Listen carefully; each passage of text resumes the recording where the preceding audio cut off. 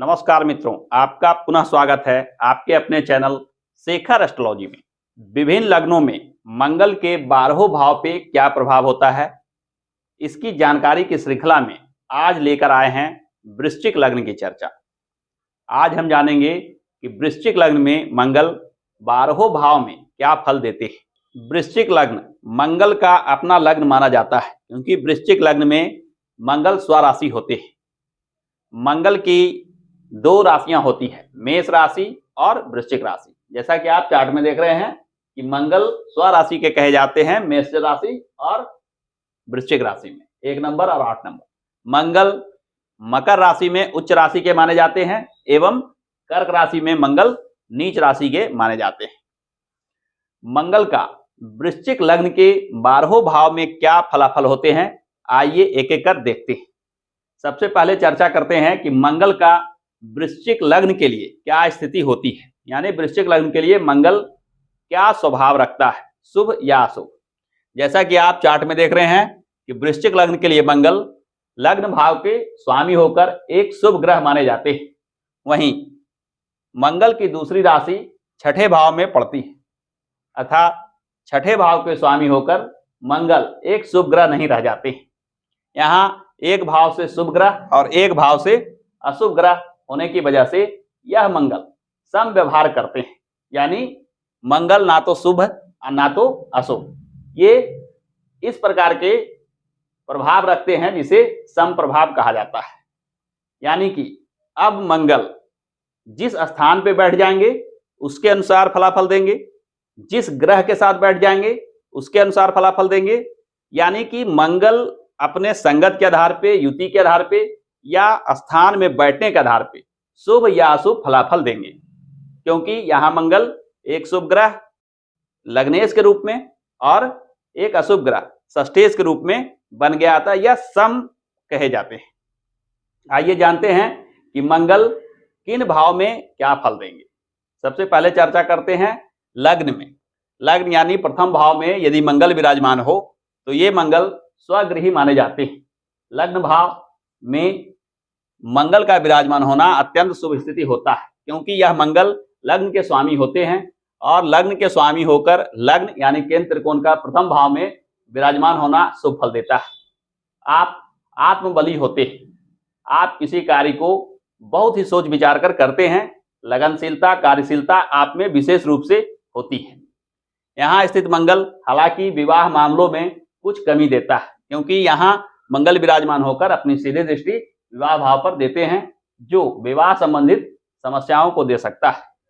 चर्चा करते हैं दूसरे भाव में मंगल के विराजमान होने। दूसरे भाव में मंगल विराजमान होने के बाद धनु राशि के हो जाते हैं। धनु राशि के यह मंगल एक अशुभ भाव में विराजमान होते हैं, क्योंकि द्वितीय भाव को मारक भाव भी कहा जाता है। हालांकि यहाँ मंगल विराजमान होकर धन संपत्ति भूमि मकान जैसे भौतिक लाभ को लेने में विशेष रुचि देता है। आप अपने जीवन में विशेष धनार्जन कर पाते हैं, परंतु मंगल के मारक प्रभाव की वजह से कुछ न कुछ शारीरिक स्वास्थ्य बाधा बनी रहती है। मंगल से जुड़े रोग व्याधि आपको देखने को मिलते हैं। अब चर्चा करते हैं तीसरे भाव में मंगल के विराजमान होने।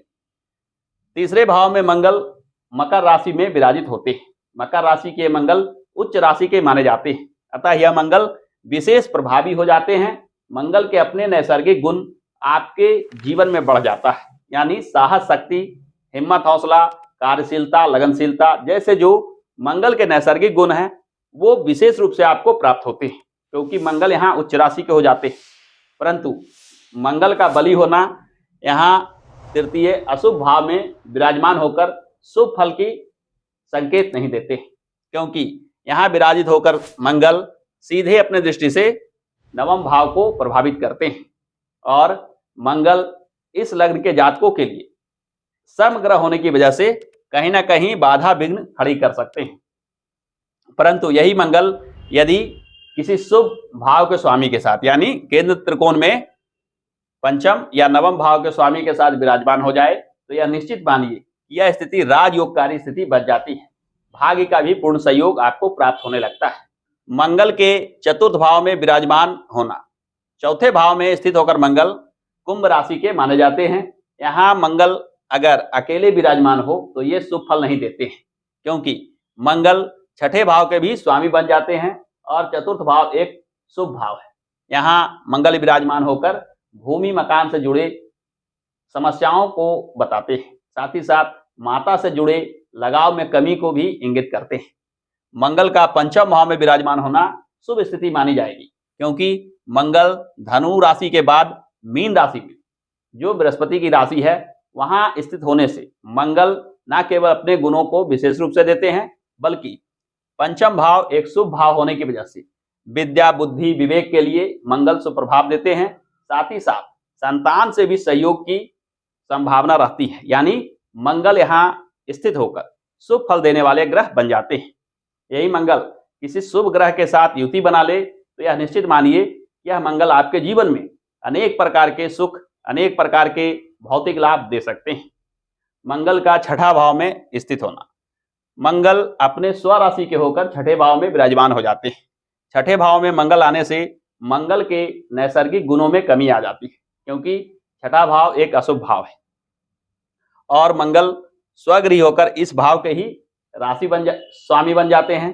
अतः मंगल के प्रभाव के चलते रोग व्याधि ऋण शत्रु जैसे चीजों को लेकर समस्या खड़ी करते हैं, यानी जीवन में बाधा विघ्न और रोग ऋण शत्रु जैसे चीजों से परेशानी झेलते हैं। सप्तम भाव में मंगल वृष राशि के विराजमान होते हैं। वृष राशि के मंगल यूं तो शुभ फल देने वाले मंगल माने जाएंगे, परंतु सप्तम भाव विवाह भाव में स्थित होकर वैवाहिक संबंधों को लेकर कष्टकारी बन जाते हैं, क्योंकि यहाँ मंगल का विराजमान होना पूर्ण मांगलिक दोष भी कहा जाएगा।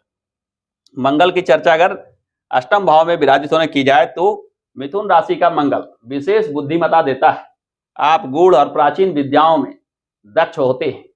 आप उन विद्याओं में रुचि लेते हैं जो प्राचीन समय से चली आ रही थी, जैसे तंत्र मंत्र, ज्योतिष, चिकित्सा विज्ञान जैसे जुड़े विषयों को आप विशेष रुचि लेकर सीखते हैं।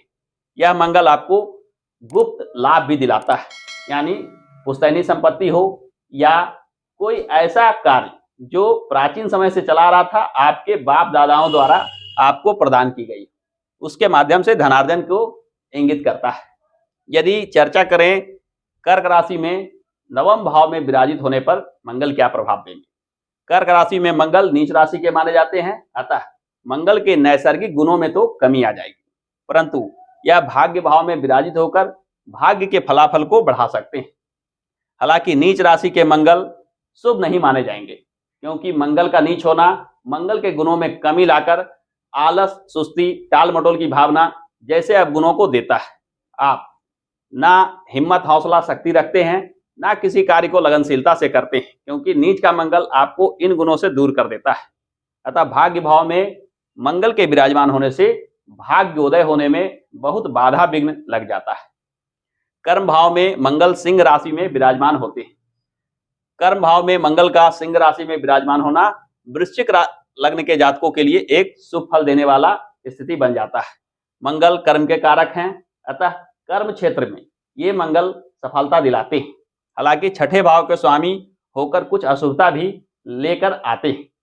कुछ न कुछ समस्या, बाधा विघ्न या गुप्त शत्रुओं से हानि जैसे चीजों का सामना आपके कर्म क्षेत्र में करना पड़ सकता है, परंतु फिर भी रोजी रोजगार के मामले में यह एक शुभ स्थिति मानी जाएगी। एकादश भाव में मंगल का विराजमान होना शुभ फल देगा, क्योंकि यहाँ कन्या राशि में मंगल विराजमान होने से बुद्ध के कुछ शुभ गुण आप में आ जाते हैं। आप तीव्र बुद्धि के होते हैं, काफी सोच विचार कर कार्य करने वाले होते हैं। इन दोनों गुणों के वजह से आय के मामलों में आप विशेष लाभ उठाते हैं। एकादश भाव मित्र मंडली का भी भाव माना जाता है, अतः मित्रों के सहयोग से भी आपको लाभ की पूर्ण संभावना बनती है।